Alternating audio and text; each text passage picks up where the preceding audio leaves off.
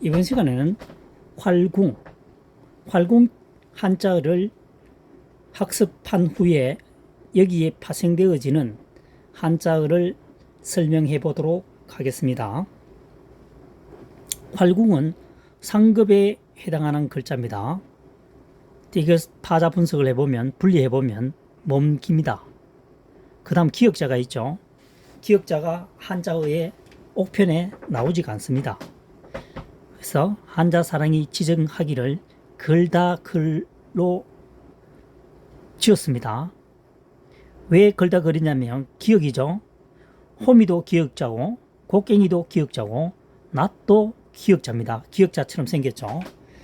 과거에 농기구가 발달하지 않을 때는 호미, 곡괭이, 낫, 대충 이 세 가지 종류로 해결했다는 거죠. 이 한자어가 만들어질 당시에 말이죠.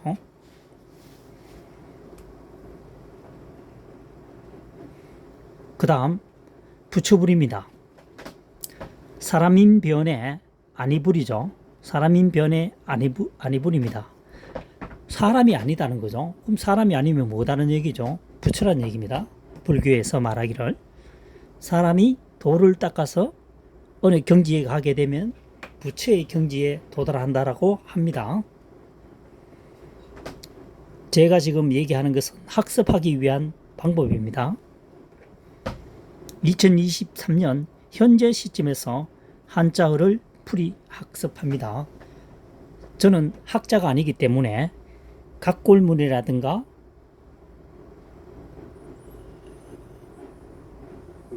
갑자기 생각이 안 나는데 여하튼 각골문 이런 것을 등장시키지 않습니다. 2023년 현재 시점에서 풀이하려고 합니다.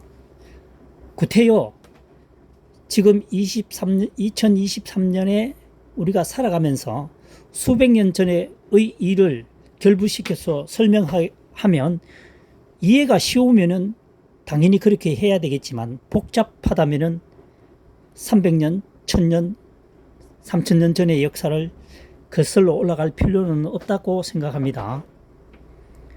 풀이가 더 어렵다면은요. 조건은 그렇습니다. 그 다음 차례제자입니다. 두 번째가 차례제자를 파자풀이를 해보면 대나무죽입니다. 그 다음 아우제자입니다. 아우제자에 보면은 위에 8, 8 요 부분이 있죠. 요 두 개 부분이 대죽과 합해지면서 글자가 이상해지니까 이것이 축약이 된 겁니다. 축약. 글자를 줄였다는 얘기죠.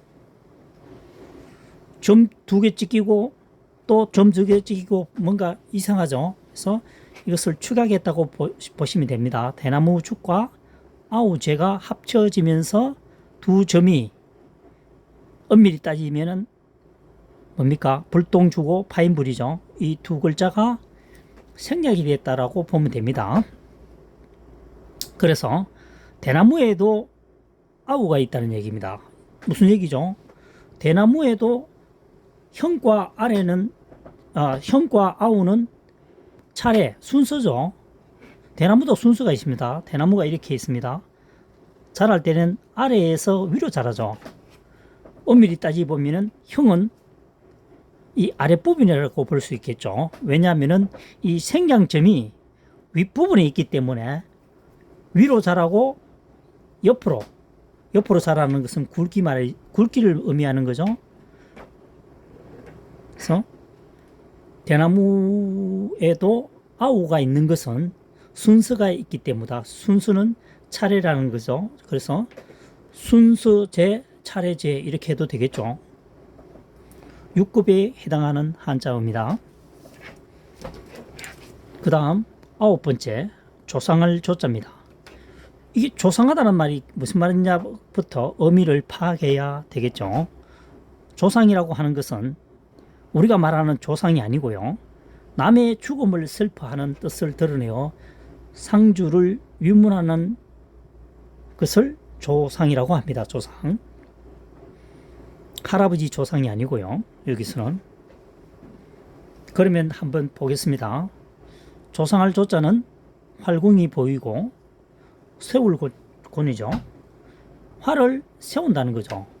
전쟁터에서 이 사병이, 이 병사가 죽었다는 얘기죠. 싸움 중에 어떻게 뭡니까? 시체를 묻을 시간이 없으니까 활만 세워서 그 사람의 뭡니까? 죽음을 애도한다라. 이렇게 생각하시면 되겠습니다. 전쟁이 끝나고 만약에 승리를 했다면 당연히 자기 전우들을 시체를 고향으로 가져가든가 아니면 묻어주든가 어떻게 하겠죠. 현재는 전시 상황이 진행형이기 때문에 그럴 시간이 전혀 없습니다. 그래서 활을 세워서 그 사람의 죽음을 애도한다, 조상한다. 그래서 조상할 조자가 되겠습니다. 10번째 한자어입니다. 약할 약이네요. 6급에 해당하는 글자입니다. 이 글자를 파자풀이 해보면 활궁이죠. 활궁입니다. 점 2개가 보이죠. 이것은 얼음빙입니다. 겨울에 어는 얼음 말이죠. 그러면 글자 그대로 얘기하면은 활에 뭐가 있습니까? 얼음이 박혀 있습니다. 그러니까 활도 얼음에는 약하다는 얘기입니다. 얼어 터진다는 말을 하죠. 겨울에는 얼어 터진다는 얘기를 합니다. 그래서 활도 얼음에는 약하다. 겨울에는 제대로 활용할 수가 없다. 이런 의미를 가지고 있습니다. 약할 약입니다. 그 다음 11번째입니다. 패하다. 패하다. 버리다라는 뜻입니다. 버리다. 바깥으로 내다 버리다 이런 뜻입니다. 상급에 해당하는 글자군요. 이 글자를 파자 분석을 해보면 집음이죠. 집음. 그 다음 안쪽에 있는 것이 솔팔입니다. 쏘다는 얘기입니다. 총을 쏘다, 화살을 쏘다 그런 의미입니다. 쏘다. 자, 집에 있는데 쏘는 것을 계속 집에다가 묶어 놓으면 있는 거나 없는 거나 마찬가지겠죠. 그래서 집에서 쏘지 않고 계속 그대로 방치하게 되면은 버린 것과 동일하다. 그래서 버릴 패, 패할 패자가 되겠습니다. 12번째 한자어입니다. 떨칠불입니다. 떨칠불. 떨쳐버리다. 그런 얘기겠죠. 상급에 해당하는 글자입니다. 그래서 마찬가지로 이 글자를 분리, 파자 분석을 해보면 손수변이죠. 안일불입니다. 안일불. 아니다는 거죠. 아니다는 것은 소용이 없다, 부정한다는 뜻이겠죠. 필요 없다 이런 뜻입니다. 필요 없는 것은 손으로 어떻게 하죠? 떨쳐버리겠죠. 떨쳐서 버립니다. 그래서 이 한자어는 떨칠불이 됩니다. 그 다음 13번째 오랑캐 이자가 있습니다. 상급에 해당하는 글자인데 이 글자를 자세히 보면은 큰 대자가 보이죠. 활궁자부터 써봅시다. 활궁. 활궁.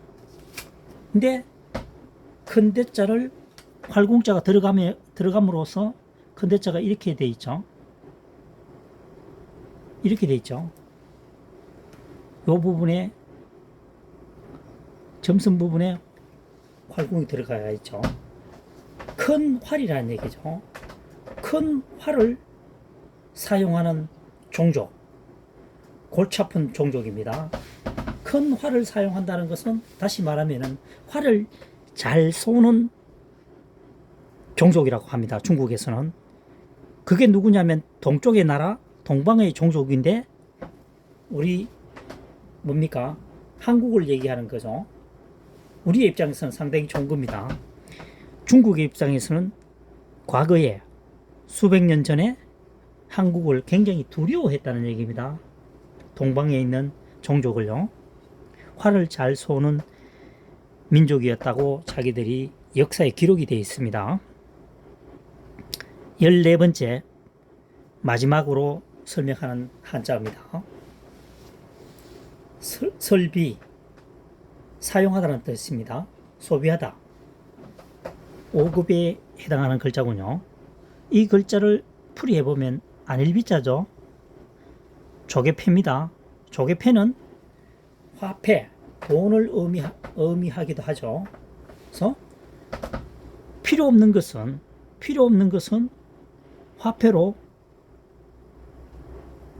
소비한다. 그렇죠. 이렇게 생각하면 되겠죠.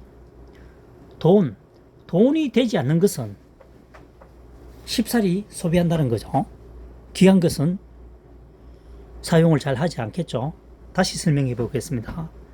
돈 가치가 없는 것은 소비가 쉽게 되겠죠. 그래서 소비할 빚자가 되겠습니다. 지금까지 설명한 것은 활궁이죠. 활궁으로 이용해서 만들어진 한자가 아니고 활궁이 포함된 한자어. 활궁이 포함되어 있죠. 이게 이렇게 되어 있는 거죠. 이게 활궁이죠. 활궁이 포함된, 여기는 뚜를골이 2개 되어 있을 거예요.